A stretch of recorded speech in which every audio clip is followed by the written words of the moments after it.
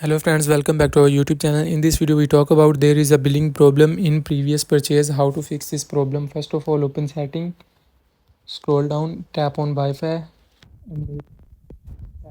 and make sure your internet connection working properly. After this, tap on general, tap on software update and check if any update is available. First of all, update this. After this, scroll down, tap on date and time and always turn on this. After this, go back, tap on VPN and device management and check if any VPN is connected. Turn off VPN. After this, scroll down, tap on screen time, tap on content and privacy restrictions and turn off this if it's turned on. First of all, turn off. After this, tap on your Apple ID, tap on media and purchases, tap on view account.